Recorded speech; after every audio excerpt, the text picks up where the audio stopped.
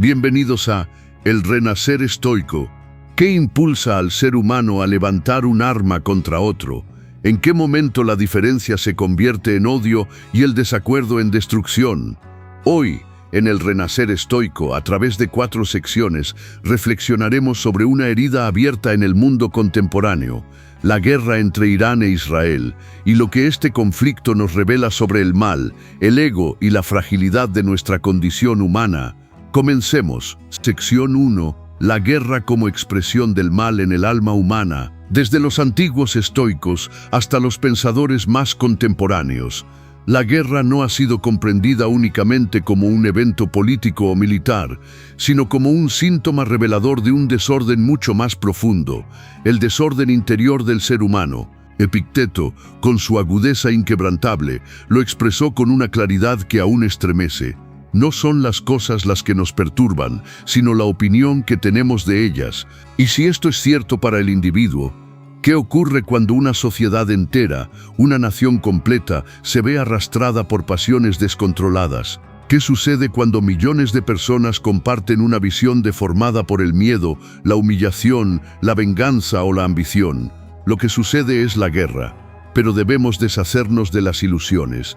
La guerra no es un rayo que cae desde el cielo, ni una fuerza telúrica que emerge del subsuelo. No es un accidente de la historia, ni una fatalidad inscrita en las estrellas. La guerra nace de nosotros. Se gesta en la oscuridad de nuestros pensamientos no resueltos, en el desequilibrio que habita el alma humana. Es una ambición de poder disfrazada de deber moral, es un orgullo herido que exige reparación, a una costa del sufrimiento ajeno, es una sed de venganza que se presenta como justicia, es un miedo ancestral, tan profundo que solo encuentra alivio en el control, la exclusión o la aniquilación de lo que no comprende. En este marco, el conflicto entre Irán e Israel, complejo, prolongado, desgarrador, trasciende con mucho los límites de la geopolítica. No se trata solamente de territorio, ni únicamente de religión, ni siquiera de influencia en la región. Es, en su fondo más oscuro y humano, la persistencia de un relato, el relato de la enemistad. Ambas naciones han quedado atrapadas en narrativas heredadas que no eligieron, pero que siguen reproduciendo. Relatos que definen al otro como enemigo, no como un vecino, ni siquiera como un ser humano, sino como una amenaza existencial. Se enfrentan identidades construidas sobre traumas colectivos, se cruzan memorias de exilios, de bombardeos, de muertes sin duelo, y lo que no se ha escuchado grita, y lo que no se ha perdonado arde. Marco Aurelio lo expresó con sobria contundencia: la mejor venganza es no ser como tu enemigo.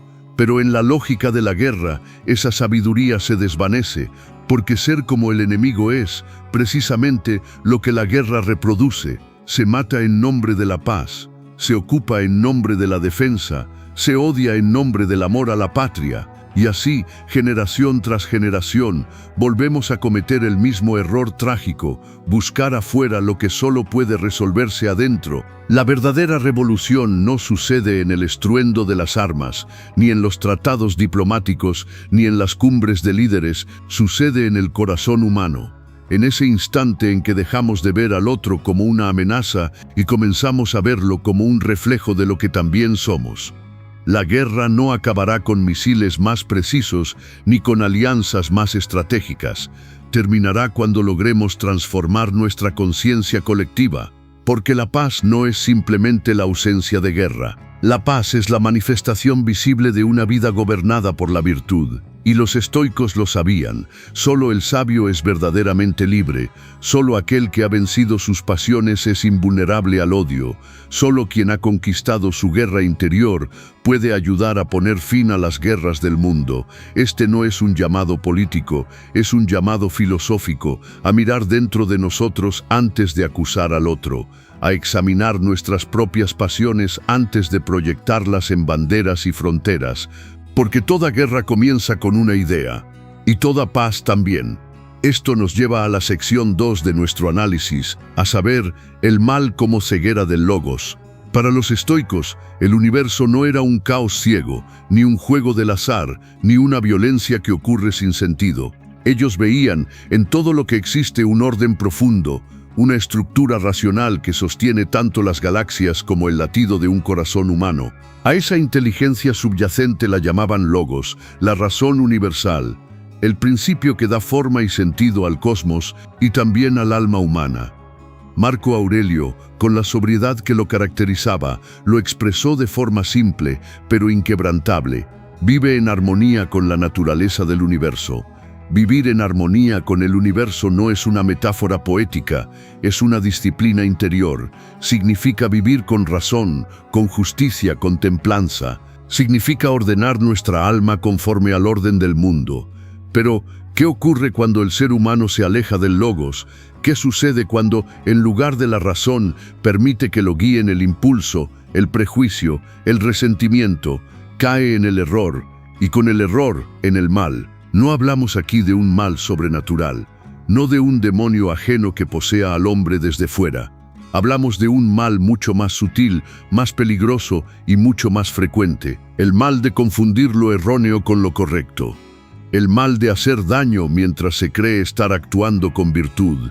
El mal de herir con la convicción de estar protegiendo. Séneca lo advirtió con claridad inquietante. Los hombres no hacen el mal porque lo elijan abiertamente, sino porque creen erróneamente que están haciendo el bien. Y es esta confusión, esta ceguera moral, la que convierte a la guerra en una de las expresiones más trágicas del autoengaño humano. Porque los agresores rara vez se reconocen como tales, no se ven a sí mismos como villanos, sino como héroes, como mártires, como defensores de una causa justa. Irán se percibe a sí mismo como el escudo del Islam, un pueblo custodio de una herencia milenaria que ha sido invadido, asediado, humillado por fuerzas externas. Ve en su resistencia una forma de dignidad, no de hostilidad. Israel, por otro lado, se concibe como el guardián de una memoria ancestral. Una nación forjada en el fuego del exilio, la persecución, la amenaza constante de desaparecer. Cree estar defendiendo su existencia, no imponiendo su dominio. Ambos creen tener razón, ambos creen estar obrando conforme a una justicia superior. Ambos, convencidos de ser víctimas, se hieren mutuamente, no porque amen la violencia, sino porque creen que no tienen otra alternativa. No porque elijan el odio por gusto, sino porque sus historias los han educado para desconfiar del otro. Así opera el autoengaño moral. Nos hace ciegos al sufrimiento que provocamos. Nos vuelve sordos al sufrimiento del otro. Nos encierra en una burbuja donde toda acción, por destructiva que sea, parece legítima si la causa lo justifica. Pero los estoicos advertían, no hay virtud sin razón, y no hay justicia sin sabiduría. Cuando la razón se apaga, la justicia se convierte en una máscara, una fachada que oculta pasiones desbordadas, fanatismos heredados, ideologías convertidas en religión. Cuando el ser humano deja de escuchar al logos, cuando deja de examinar sus emociones y se entrega a relatos dogmáticos, la guerra ya no es el resultado de la razón, sino el producto de una fe ciega. Epicteto lo resumió con precisión filosófica. No es la muerte lo que debe temerse, sino nunca comenzar a vivir con razón. Y la guerra, en su esencia más oscura, no es más que la celebración de una vida sin logos, una vida donde el otro ya no es un hermano en la condición humana, sino un enemigo por naturaleza. Por eso, la guerra no se detiene con más violencia, no se extingue con propaganda ni con nuevas formas de control. La guerra se detiene con más razón, con más virtud, con más humanidad. Volver al logos no es un lujo académico ni una teoría abstracta, es una urgencia ética, una necesidad espiritual, una tarea colectiva, porque si no regresamos a la razón, si no cultivamos el arte de pensar con claridad, si no aprendemos a desconfiar de nuestras propias certezas, seguiremos creyendo que matar en nombre del bien no es maldad, sino deber. De esta manera, llegamos a la sección 3 de nuestro análisis titulada Consecuencias éticas y existenciales de la guerra. La guerra no solo destruye ciudades, no solo derrumba muros, ni puentes, ni templos, no solo devora fronteras o arrasa paisajes. La guerra, ante todo, destruye el alma del ser humano.